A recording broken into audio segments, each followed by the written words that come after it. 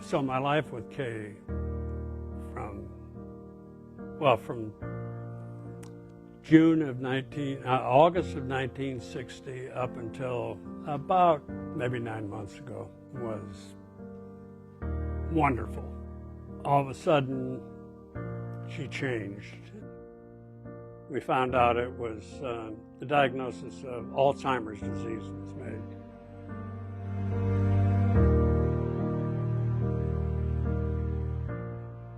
Right at the end of my Air Force career, my brother was graduating from high school.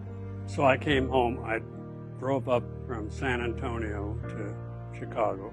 On Sunday, at a baccalaureate service, I was sitting with my mother in the balcony, and I looked down, and I said, well, who's that girl sitting next to Dave?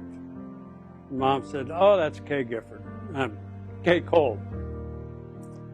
And I thought, well, oh, that's my friend Don Kolb. That's his little sister. Then when I was discharged,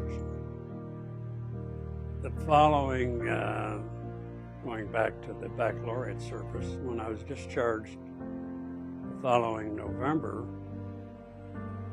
I came back to the folks' house to stay there for a few months while I got organized. And I was sitting around the house doing nothing. And Mom said, why don't you go to choir? Go to choir practice and get into choir. I said, okay. So I went into choir practice, and there at choir practice, there was Kay Kolb. She asked me that night, she said, my mom dropped me off, can you take me home? And I said, yes, I'll do that. I think it was the next week, I got a call from Kay's mom, and she said, could you pick Kay up and take her to choir with you this week?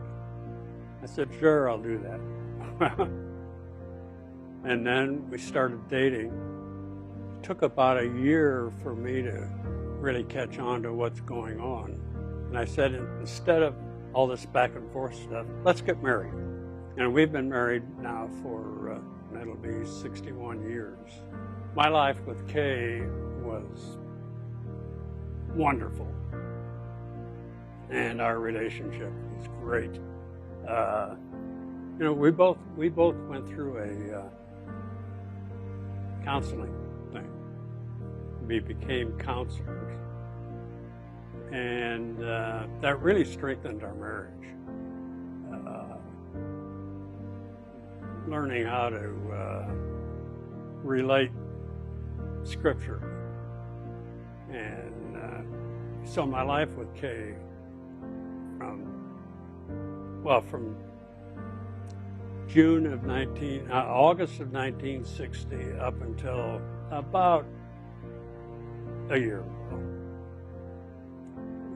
maybe 9 months ago. All of a sudden, she changed, and we found out it was the diagnosis of Alzheimer's disease was made. I should have noticed it earlier, because about 2 years ago she started having some minor memory problems, and she started telling me about somebody. And I said, who are you talking about? And she said, well, you know, her,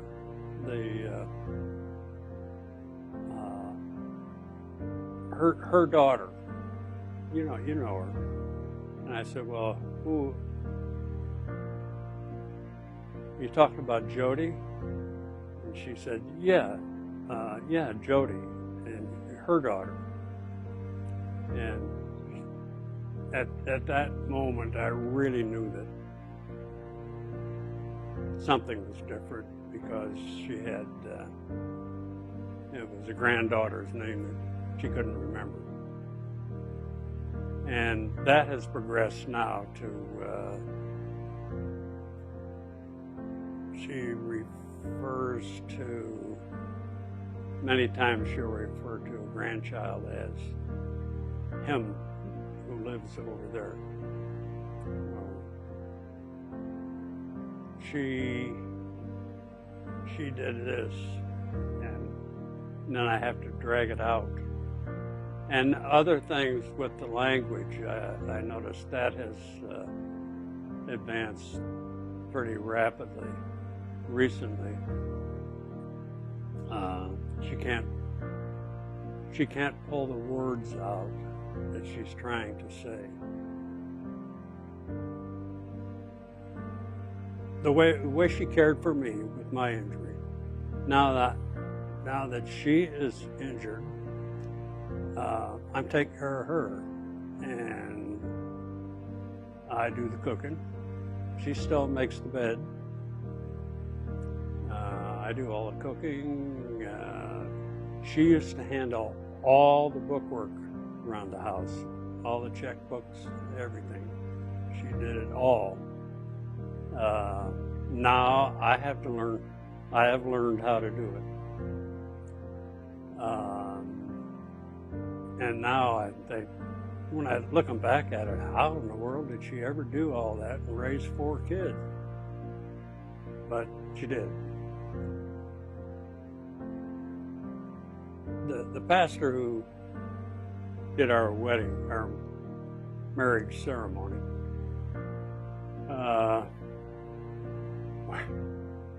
he was very outspoken, and we both say that when we said in front of him, for richer or for poorer, in sickness and in health, we better not be lying. In spite of her,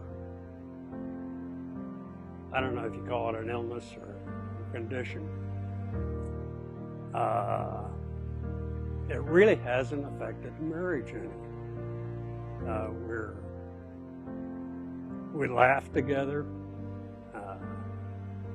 When she catches me stumbling over words, she says I'm just joining her.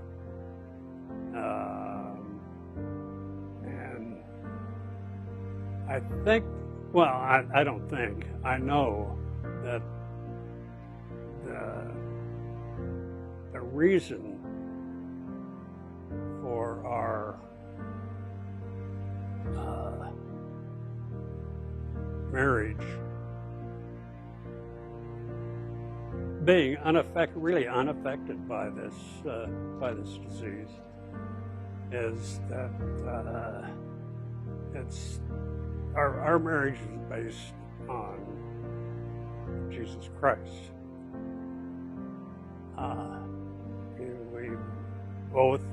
We were both believers, and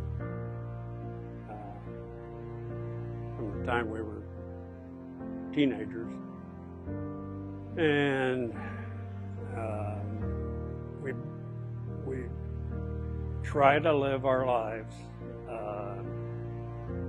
on scriptural principles,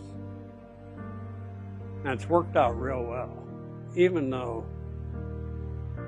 she has the memory loss and has trouble finding words, and sometimes I think doesn't recognize me. In spite of all that, that's still my Kaezie that I married 61 years ago.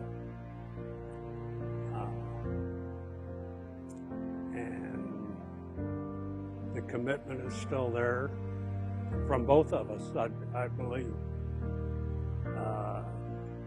to stick it out through sickness and health. that's what I voluntarily went into, and we're going to finish the job.